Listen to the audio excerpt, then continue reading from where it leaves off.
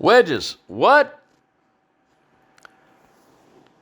In this video here, you're going to see me gluing up a rather long cutting board. This is a custom order from a client, ordered 4. And I'm using walnut and cherry. The board that it's on is a piece of melamine that I bought from the big box store. It's already pre-cut to the 48 by 24.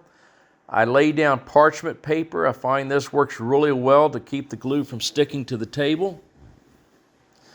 And melamine, it will stick to, but it will, you can pry it up. But I'm trying to preserve the board as much as I can. Kind of getting it pre-lined up here. Using my square. The board to the right runs along the top edge of that melamine. It's fixed, it's screwed in from the bottom. You got to have 2 boards that do not move. That one there stays in permanent. The one closest to me there with the screw sticking up, that one there gets adjusted according to, you know, the width of the board that you're gluing or the project that you're gluing. That's going to get screwed in and it will not move. So I'm getting all my wedges in place. My wedges are pre-cut.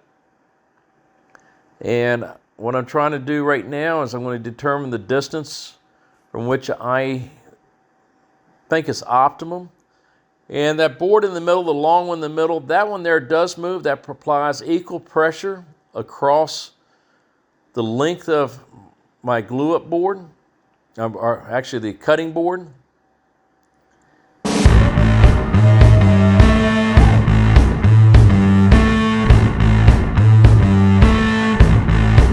Getting those wedges in position, I want to have them about 1/8 of an inch to 1/4 inch gap between them and the that board that's not screwed in, just so that I have more room to wedge it, you know, for the wedges to pass kind of through and put a little more pressure. And so now I'm screwing this board in so it does not move. So I have resistance on 2 ends or 2 edges, however you want to call it. I have in mind later on I might make a glue-up board. We're using C-channel. Trying to think about that one a little bit. That way I don't have to be screwing these into the board, because eventually this board is going to wear out, you know, from so many screws in it. And if I use the C-channel with the locking knobs, you know, I might be able to lock that one in place. May save a little bit of time. You don't have to screw these wedges into place. I find it makes it a little bit easier. That way it has some resistance. They're not going to be sliding on you as you're trying to wedge them together. And now that I got everything set in place, it's time to glue them up. Now I pre-numbered my pieces before starting this video, just in case something happens, I get them mixed up.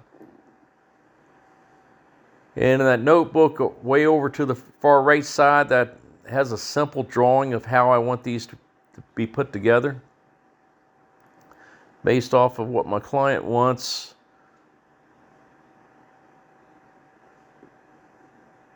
Make sure you apply plenty of glue.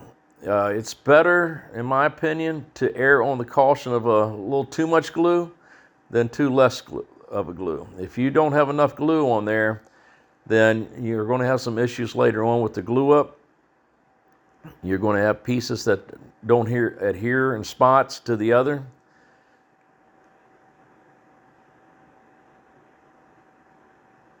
And I use a little foam brush. You can use a lot of different things. You can use a little piece of wood, your finger. You can probably use a cloth. A lot of people, I believe, like to use spatulas, especially the silicone ones. You can pick them up at the dollar store. Of course, the dollar store is not $1 anymore. I think they raised their prices to above $1. But whatever method works best for you, I like these. I can buy them pretty inexpensive in bulk from one of the craft stores, and they'll last me for quite a while. They do soak up a little bit of the glue in the beginning, but not too much. And make sure that you get glue on every little speck, every little spot of that board. You don't want to have any dry spots.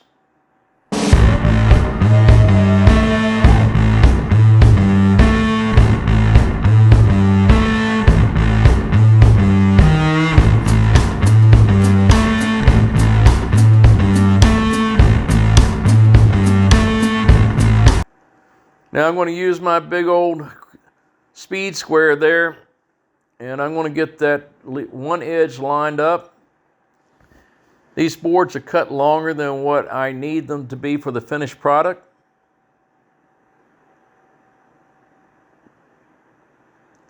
But if I get at least one edge lined up well, I don't have to cut very much off on the ends. Leaves me a little bit of room for error if I need it. And now I'm putting in this other board there in the middle and wedging that up against my cutting board.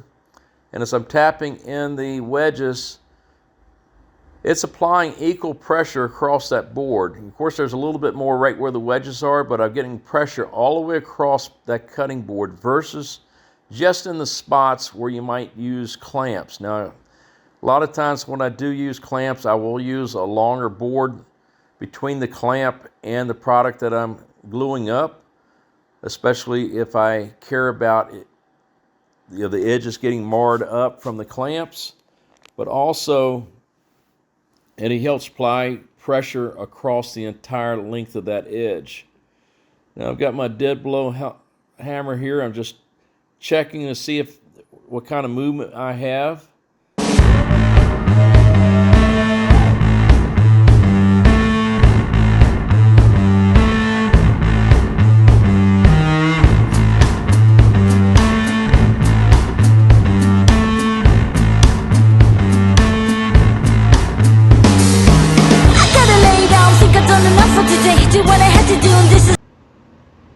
Now I'm just taking a piece of scrap sliver of wood there, and I'm cleaning up a little bit of the excess glue. I really don't want to have these large beads of lines of glue sticking out. It makes it a little bit harder to clean up at the end. And as I'm gluing up, I'm noticing, hey, I got that side kind of bowing up a little bit there, a little bit more than what I really want. And I also have the strips of wood, they're thicker than what I actually need for the final product, just in case you have some movement during the glue up like I've got going on right here.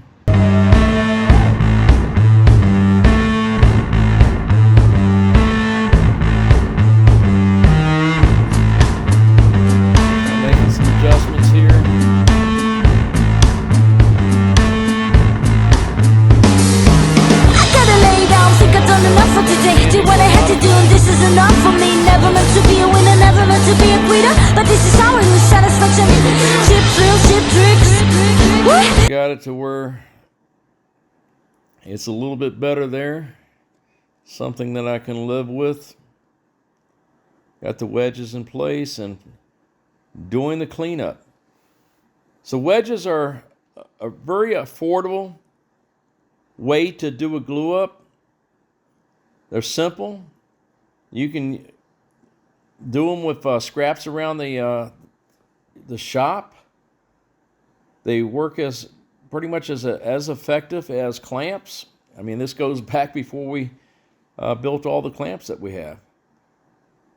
So hope you like this video. This is